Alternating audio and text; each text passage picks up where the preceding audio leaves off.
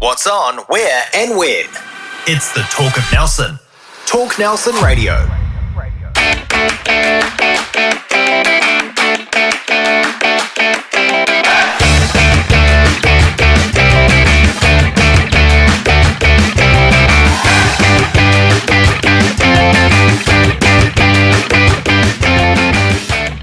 Welcome to Summer Sport, where we check out what's happening with summer sport right across the Nelson Tasman region.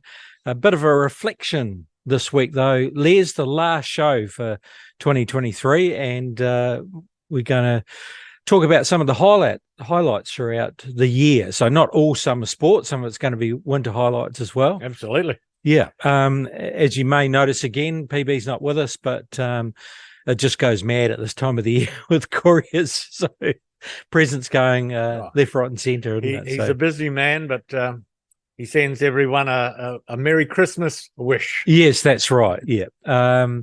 So what we're going to do also is a bit later on in the show, we've got 2 tickets to give away. Nice. To a couple of lucky punters that will win 2 tickets to the one-day match between New Zealand and Bangladesh on the 20th, which is next Wednesday, isn't it?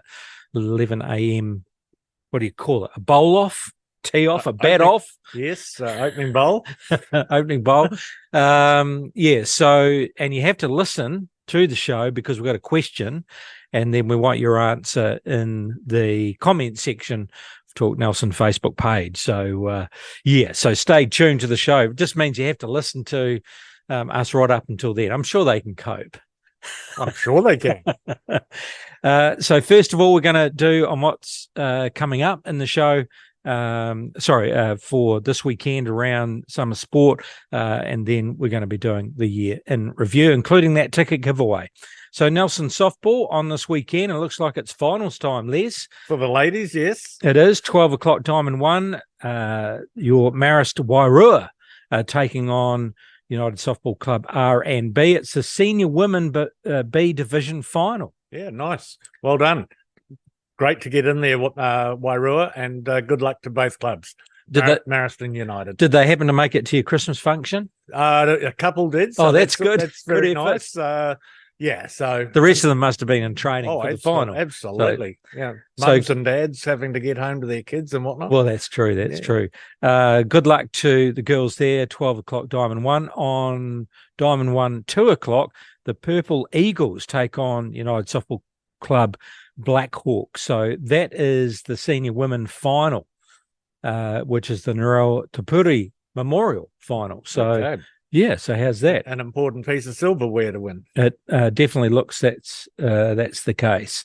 As we scroll down to senior men, Diamond 2 at 12 o'clock, the Stoke Eagles taking on United Softball Club Titans. It's the senior men A division semi-final. And then at 2 o'clock, it's the winner of that semi-final versus the St. Rams. Senior men final is the Travis Gibbs Memorial. Okay, so Saints Rams got themselves into the final. Obviously top of the table. So that'll be a fantastic watch. By all reports, I think Duck was saying when we had them on the show that the St. Rams from Blenheim seemed to be leading the way at the moment. They were the gun team. So good luck between Stoke and United Softball Club to see who takes them on at 2 o'clock. You never know, bit of momentum, and the cup could be theirs.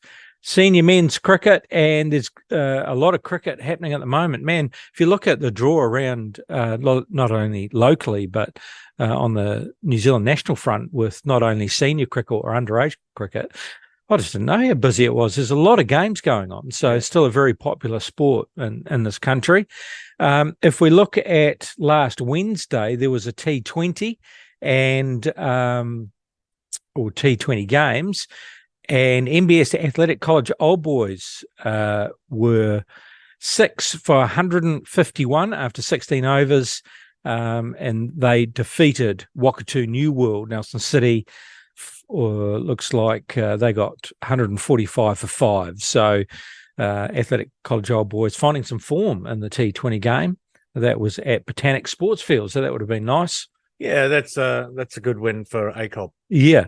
Waimea Toy Toy were all out for 73 after 16 overs, and Wolves, they've definitely come into form. Look at that, 75 1 out after 10 overs. Yep, so okay. A comprehensive win. And it looks like, to me, either that fixture was always there or it's been deferred. Nelson College now not taking on Stoke Nayland Cricket till Tuesday 19th at the Mapua Domain. Okay, postponement there. Which, again, is nice because people will be starting to wrap up for Christmas and a chance to take a picnic down and watch a T20 match. Oh, without a doubt. If I was living at Mapua, I'd pop down and watch an evening game. Oh, yeah. Fantastic. If we carry on, then we're into the Car Company Premier competition. It's the one-day competition. That's this Saturday. And your favourites, Nelson College, taking on Athletic College Old Boys at 11 o'clock at Ngāwatu Park. Okay. Yeah, and Old Boys have been struggling a bit. So this might be a game that Nelson College could have a crack at, apart from the T20, of course, which they did quite well in. So, yep, go College. Yeah. The Wolves. Now, this is going to be interesting because Wolves Wanderers, Motueka, have jumped into second place on the table behind Stoke Nayland Cricket Club. And so, so Stoke, this is 1v2? Yeah, pretty much, yeah. And that's this Saturday, 11 o'clock at Brightwater Domain. So it's on the Wolves' home patch. And, yeah, they definitely come into a bit of late form, so you just never know. This might be a match that they're thinking we could finally get Stoke. Yeah, well, look, it's at Brightwater, so if their crowd gets out there and gets behind them, that'll be a fun day. And if you know the pitch well, you never know. They might know the nooks and crannies out there. And Wakatu New World Nelson, this will be quite a close game too, playing Waimea Toy Toy at 11 o'clock on Saturday. Good old Victory Square. Yeah, so, in the city venue. Yeah. And, that'll be a great game. If we look at the overall ladder, so there is a 2020 ladder, a one-day ladder, and the two-day ladder, but then they combine that for an overall ladder, which I think is quite cool, the way they do that. But as you can see, that Stoke Nayland Cricket Club are well ahead, but then followed by Wolves, who have jumped ahead of Wakatu at the moment. And that's why I think that Waimea Toy Toy Wakatu game could be quite close at victory for the one-dayer. If we look at Nelson Cricket, there was some news across the week, the Hawke Cup Challenge, which is interesting. So this is challenged right throughout the country. Didn't we say that maybe Hawke's Bay were the holders? I don't think we could remember who the current holders were. But anyway, so a big thanks to Stoke Nayland Cricket Club for hosting the big trophy match at their grounds over the weekend. It has been a hot minute since Marsden Recreational has seen a Hawke Cup match on its pitch. So, and it's right in the heart of Stoke, perfect setting for the weekend's game. Yeah, so the Hawke Cup, Nelson has a storied history, as we've discussed in the past, and the key with this is you can win on first innings. So, in the glory days, Nelson used to bat forever and, pile on about 400 and then bowl the other team out or deprive them of even finishing their first innings. So not a dissimilar scenario to what happened today. Yeah, that's right. That's right. Week. It's sort of like games evolved. So the two-day match kicked off with a pre-match ceremony acknowledging the 160th anniversary of Nelson versus Marlborough cricket. So how's that? And that's along with Matthew Stretch playing his 100th game for Marlborough. So congratulations. Interesting side note there for Matthew. His father, Greg, is also a Centurion for Marlborough, and they still occasionally get to have a bat together in different formats. So, yeah, that's a terrific achievement for Matthew, and family would be very proud. 4 Griffiths players, Nick Clark, John T. Raxworthy, Thomas Sorab and Michael Olsen scored 50-plus runs in the first innings, and that saw Nelson reach 400 runs to take the first inning points and ultimately the Gary McDonald Trophy. So, exactly what we're talking about.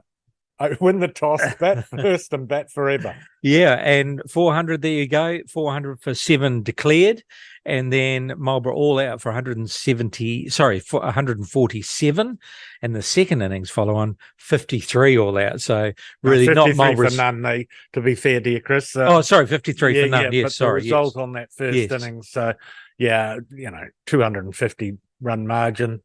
That's the way it's played. Yeah, that's right. So hard luck to Marlborough, but well done to Nelson Griffins.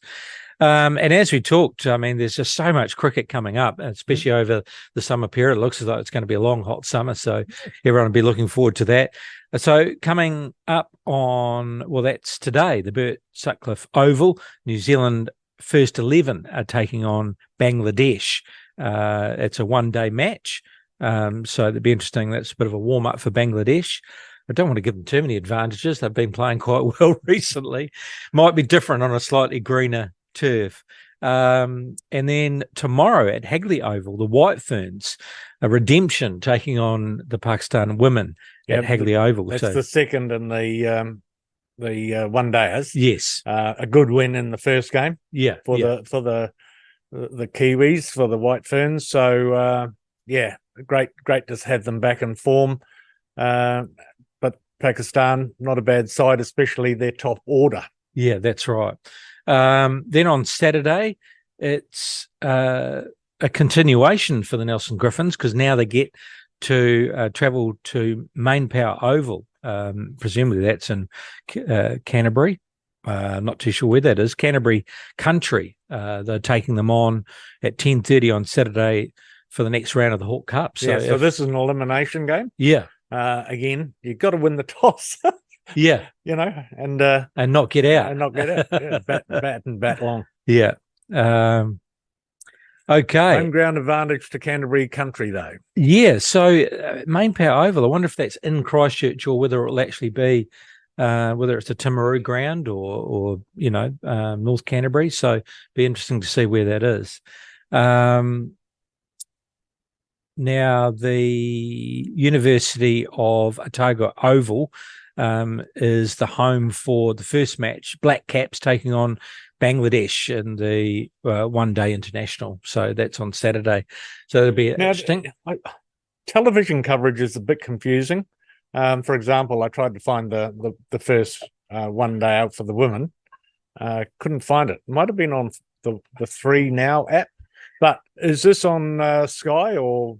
Now, unfortunately, I didn't, when I was copying and pasting the schedule through, because if you look on New Zealand Cricket, they do actually have a schedule of all the games coming up. And to the right-hand side of that schedule, they show the TV coverage. And I'm pretty sure it was Sky Sport and TV3, the TV3 app. So, but you'll be able to see where they are on that. I didn't transfer those over. So that's on Sunday, and then moving to Monday, the White Ferns taking on the Pakistan women again, which is a one-day international at Hagley Oval. So that's a second round. Geez, it'd be nice down there, won't it? At Hagley Oval. And then the big one, which is Wednesday 20th, next Wednesday, Saxton Oval, the Black Caps taking on Bangladesh. So good time. Be interesting how many people actually decide, actually, we're going to end on Tuesday. Go to the cricket on Wednesday. Most people Thursday, Friday are finishing up, but a few might decide to close earlier. Oh, look, there are a lot of different sectors that are already closed. So the teachers are all finished, so they can get out there, and and we pensioners can also get out there, Chris. So looking forward to having a watch. Yeah, and it's always a big day. You get people traveling from the coast. There'll be people coming over from Marlborough, and it's a beautiful venue. So just going to be a fantastic day. Haven't seen the long-term forecast, but I think this weekend's meant to be quite hot. It's already hot out there today, so hopefully that carries on through to Wednesday. Speaking of which, Les, managed to get my hands on 2 tickets to New Zealand versus Bangladesh, and I thought to myself, can I have them? Can I? Shall I just go along? I went, oh, no, okay, I'll give it away. It's not often you get that opportunity. So we thought, what better way to return the favour to our regular listeners and offer them tickets to the Black Caps. But we're not going to give them away easy. You have to go into the draw.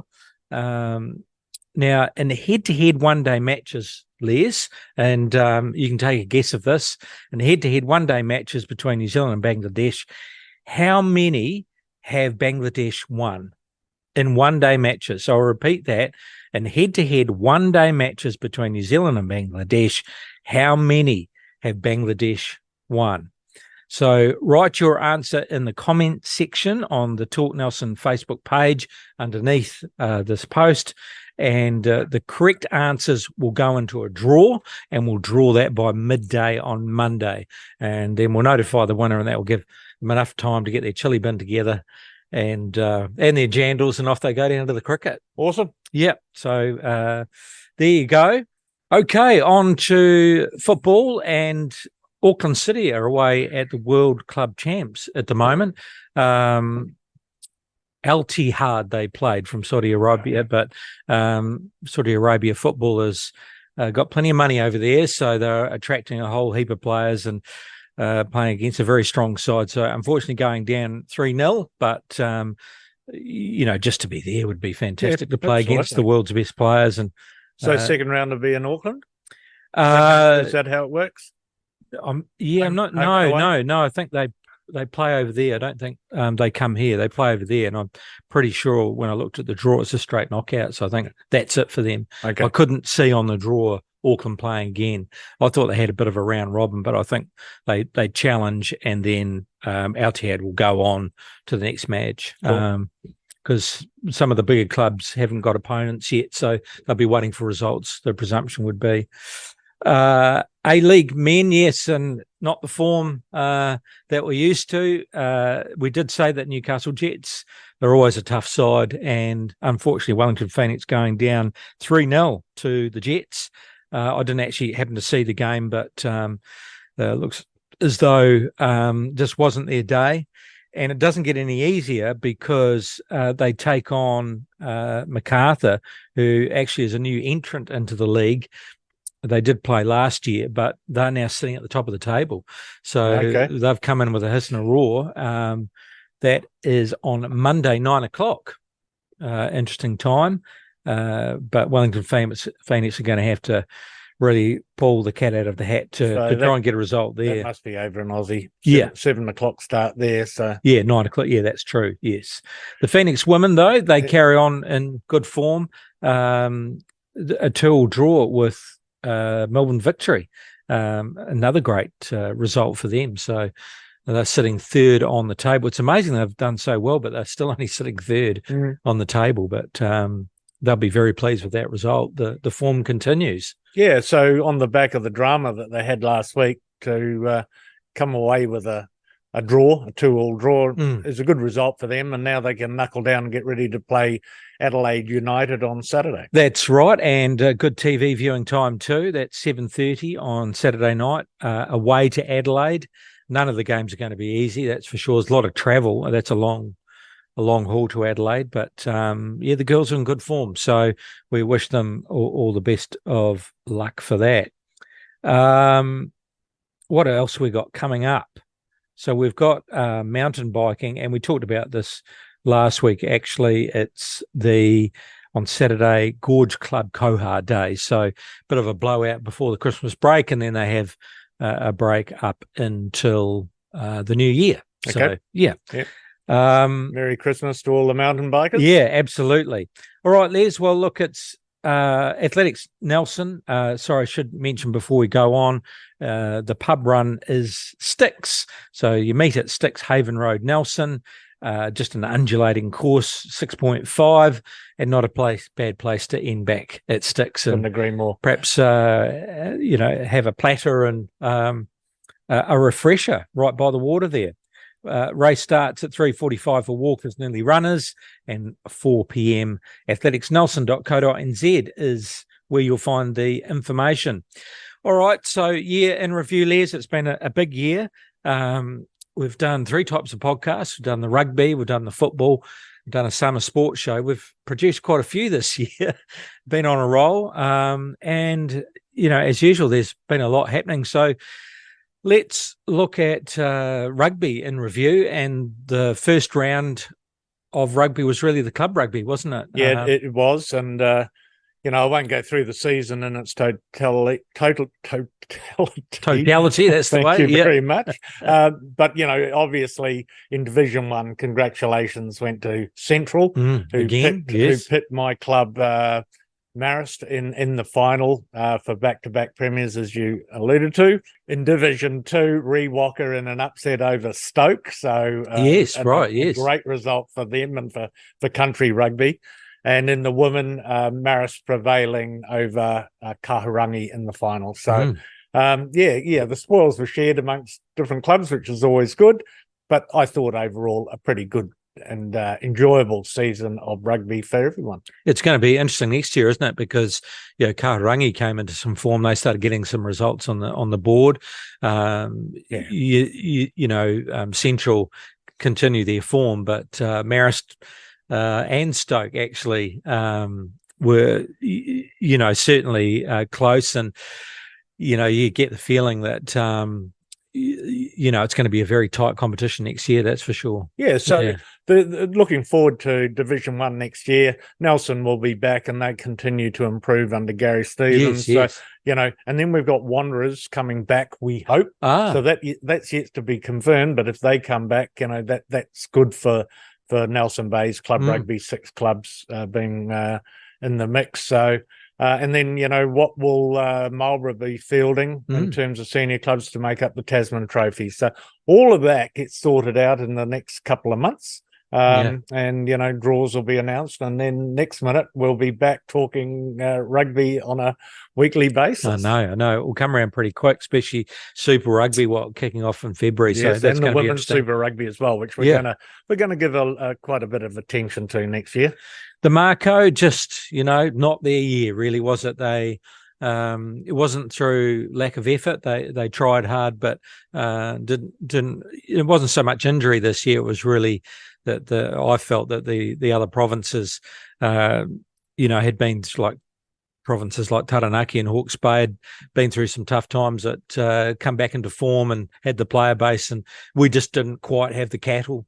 I suppose we were missing a number 10, weren't we? So the 10 is an important position. We didn't get Mitchell Hunt back until just the last round, and he was underdone. So that said, the highlight for me in the season was actually travelling to New Plymouth and watching us play Taranaki and getting a win. Taranaki's only loss at home, and of course beat us in the quarterfinals, and then went on to win the NPC. So that was a highlight. And I thought on that day we played as good as we could. That was our best showing for sure. Quinton Strange led and played very well at lock, and Levi Amur had one of those days where he was unmanageable by the opposition defence. So that was great, but a disappointing year. What looked like a promising start after blitzing Auckland over in Blenheim. But hey, every year we go in with high expectations, don't we? With the Tasman Mako, we're thinking top 4 is where we should be. So let's look forward to next year with enthusiasm. Everything's cyclical, and there was some great young talent come through. I thought that gave the opportunity for this young talent to gel. In early days of Mako, they found it tough going, but then those players started to rise to the occasion and get that experience. And boy, what a side we had! So, we all go in cycles. So let's hope that some of that form starts coming into play next year. The one missing piece of the puzzle for 2024 is there has been no announcement yet on who the coaches will be. But I'm sure there'll be some sort of continuity. I expect that Gray Cornelius and Hawani McDonald will be in the mix, but the exact makeup of the coaching squad is yet to be publicly named or announced. So that will be something we'll keep an eye on. Yeah. And no announcement yet on, because we believe that the CEO has now left the Mako, but there's been no announcement. No, I think they're working on a job description, and there'll be an announcement probably in the new year, an advertisement, I should say, in the new year, looking for a new CEO. So quite a few changes coming up. Yeah. Yeah. Yes, Gonna there be are. interesting. Yeah. It's a time to change, definitely. Yeah, a lot to get into in the new season. And the highlight of the year, obviously, is the Rugby World Cup. And geez, what a year. I mean, just talk about ups and downs. We really went on a roller coaster, both with, selecting the coach and then losses and wins with the All Blacks, and actually played pretty well this season overall. And then the expectation of the Rugby World Cup. And I don't think a lot of New Zealanders had high expectations. I don't think that we were going to be too surprised if we got knocked out in the quarters or what have you. But we made it to the final. Yeah, I'm going to give kudos to Ian Foster and his coaching crew. I think they got an A+ for this, even though we didn't didn't win the final, and that was only a loss by 1 point, and 2 missed kicks could have changed that. They get an A+. I really believe that because we were all with low expectations, I thought they just improved that team on a continuous basis during the Cup campaign, and the performance against Ireland was just second to none. Yes. Yeah, that's right. Ireland didn't see that coming at all. Yeah. And then to have France knocked out as well, got us into a final against South Africa. And so, I'm impressed with the way the management kept the team focused and had them performing well. The style of rugby I wasn't a fan of. I just, the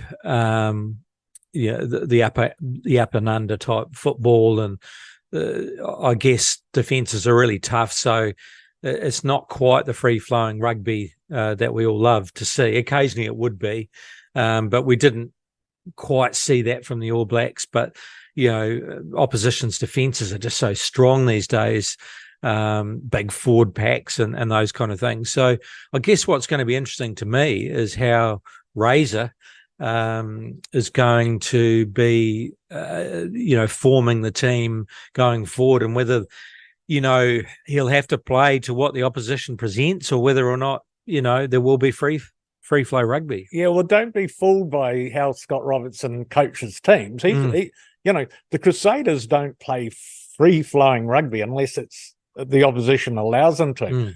The Crusaders are quite prepared to kick and defend and back their defence. And it's fair to say the Crusaders probably kick more than many teams. So Scott Robinson would understand, as Ian Foster did, that, until you've worn down a team, right? Yeah. You can't be playing free-flowing rugby. You can't do that from the get-go. It will be interesting. I still think kicking's got a part to it, but what we don't want to see is that Aaron Smith box kick with 7 minutes to go against Ireland, and then just defending for the duration. Or the Barrett kick from his own 22. Correct. Yeah. Refine that kicking, get it pinpoint. I have seen it work. The Tasman Mako won a semi-final against Bay of Plenty, put up, I think it was like 18 contestable kicks and got back 17. Yeah, and we just, the All Blacks didn't seem to have, I remember 2011 Rugby World Cup, our back three, the bomb squad, they call themselves, would be able to get those high balls almost all the time. But we don't seem to be winning those high balls as much these days. Will Jordan certainly has a good go at it, but it's not quite the same as it used to be. Yeah, you just got to be so careful when you attack the high ball. But there you go. Look, I thought it was a really good World Cup. Yeah.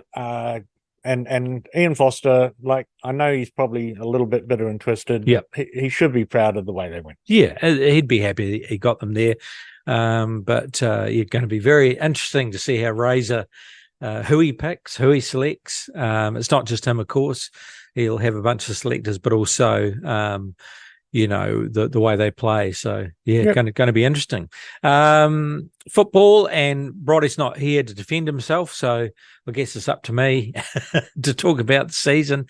It was great, actually. It was great to be able to, like with the rugby, interview the personalities from the different clubs. We didn't get to all the clubs, unfortunately, so we hope next season we'll be able to. But getting an insight into Nelson Suburbs, and because they're playing at the Southern League level, but also the club itself, Richmond, FC Nelson, Golden Bay, the famous Phil Smith, who unfortunately is leaving Golden Bay, but great community over there, and the game's growing a lot. So that was my highlight, just getting all the stories and the backgrounds of the football personalities, but came down to the wire in the men's premiership, and the women's quite comfortable for Hothouse Richmond Foxes. They've been dominating that league for a long time. Also, they combined the league this year. I think it was 8 teams. So there was a bit of a difference between the bottom and the top. But what we saw throughout the year was those bottom teams catching up and some closer matches and good experience. So we'd hope that they do that again. Then, the league's going to be a lot tighter, because there was some criticism about that, but just goes to show if you play against better players, you become a better player. And that was something Bridie kept on talking about. So well done to the Foxes again. But they've lost their coach. John Slotmaker's moving on after, I don't know how many years, 6 years or something. So a few changes there. So the league might be quite interesting next year. But in the men's division, it was very, very close, but like senior rugby men's came right down to the wire. But Bridie's team pinching it in the end, and FC Nelson winning it. Rangers from Blenheim usually dominate the leagues, but they didn't quite do it. And then being able to win the right to challenge for the Mainland League, taking on Canterbury University. And I think it was a 3-2 win or 3-3 draw? I can't remember now, but the league here in Nelson, FC Nelson did extremely well against, on paper, a much better side.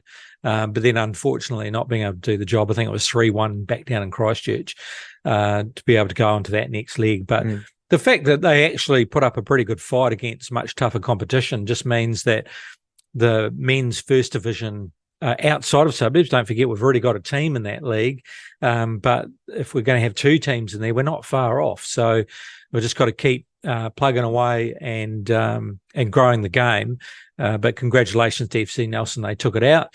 So no doubt another close league next year, and pre-season training usually starts about mid to late January when it's, the heat will probably get into the 30s. There'll be no green on the grass, and away you go. It's done, doesn't it? It's got the hard yards. It's awful, especially after plenty of Christmas pud. So the boys will be back into it, and of course some of them playing cricket and then doing pre-season training. So.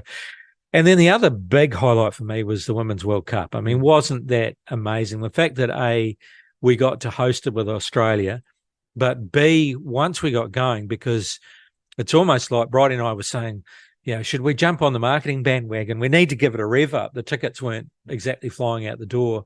They were going fairly well in Christchurch, but man, when that first game came around, 45,000 people watching the New Zealand women taking on Norway, and then getting that result was just fantastic. And I think that result kicked it off. And then the whole tournament just kicked off. And it wasn't just watching the New Zealand team who, couldn't raise that same level in the next 2 games. It was a bit unfortunate, because I think that they had the talent to get there. But watching the rest of the teams and the amazing football, and certainly then all of a sudden, what did we do? We jumped on the Aussie bandwagon. We all started wearing green and gold. The Matildas, I think they call themselves, started getting on a roll, and the Tillies, and it just engulfed not only the Australian community but the New Zealand community as well. Waiting for Sam Kerr for her injury to get come on belt, and then just scoring that amazing equaliser. Was that the semi-final? Yeah, it was just outside the box. She just hit it in top corner.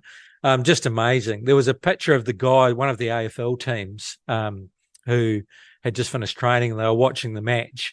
And when Sam Kerr scored, they just all were jumping for joy, grown men jumping all over the place. And that was just fantastic to see the support they got. But they couldn't quite do it in the end. And then Spain did the job. England, I think, were probably the favourites and the sentimental favourites. But Spain came out of the box. They played superb football the whole tournament.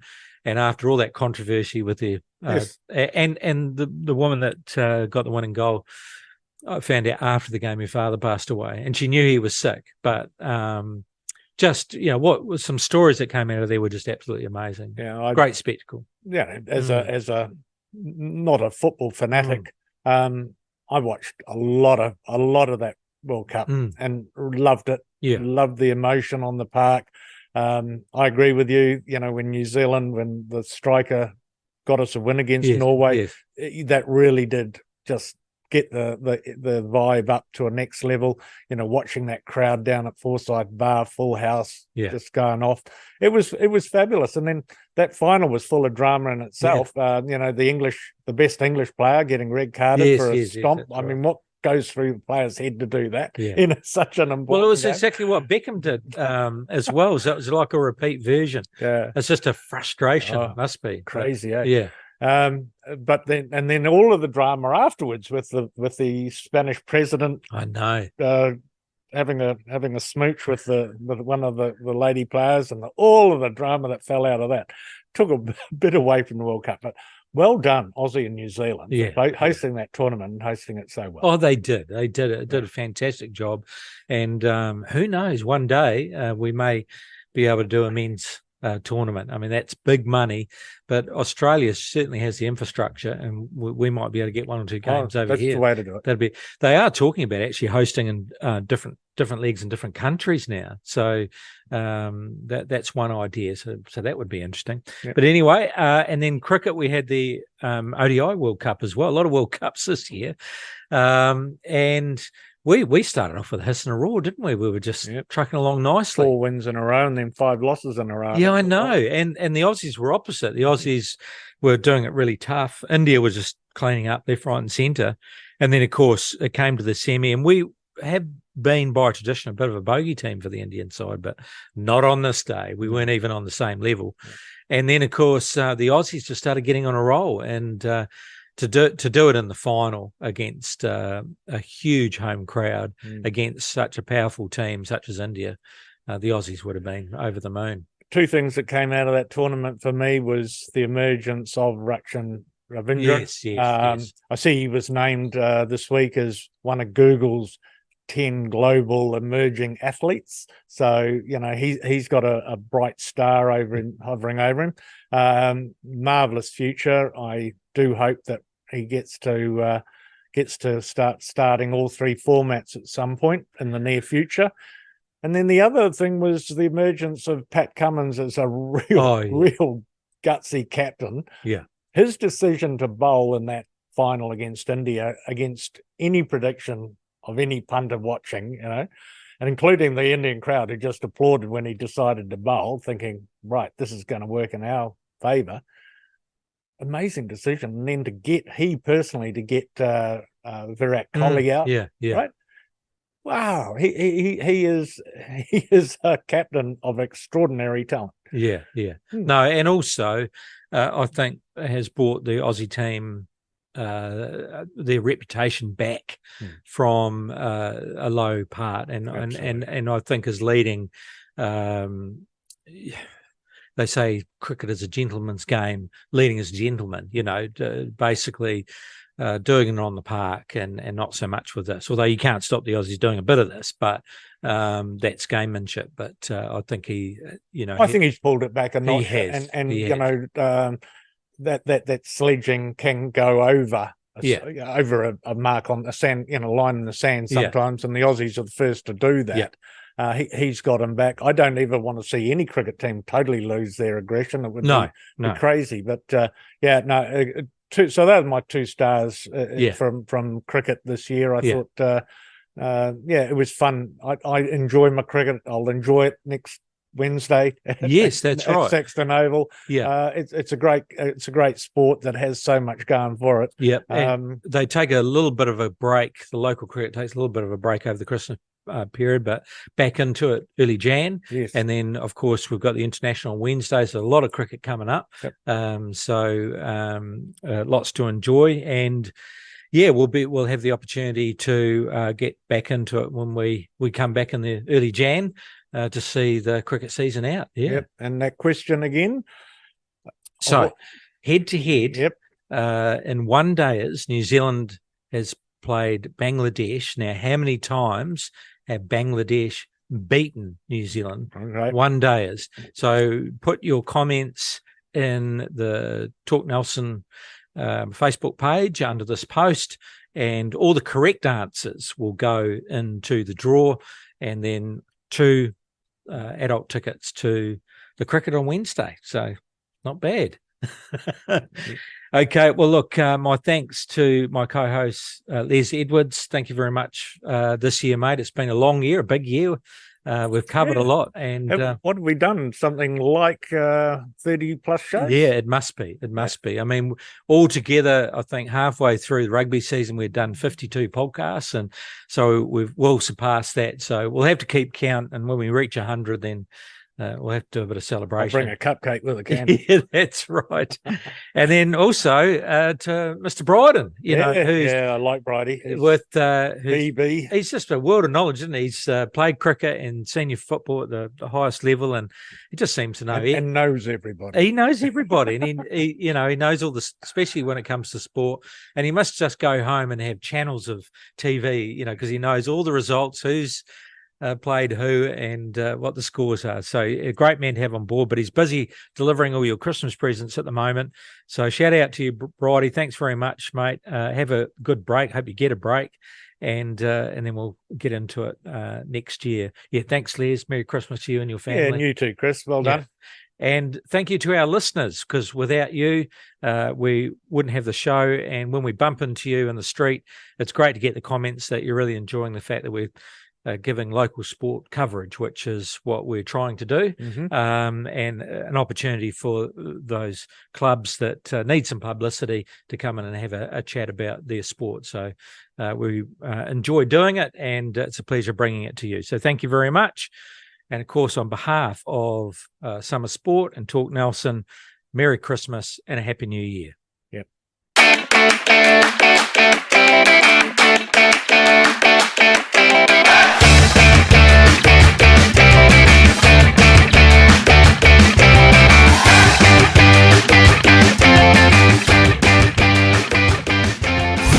What's on, where, and when?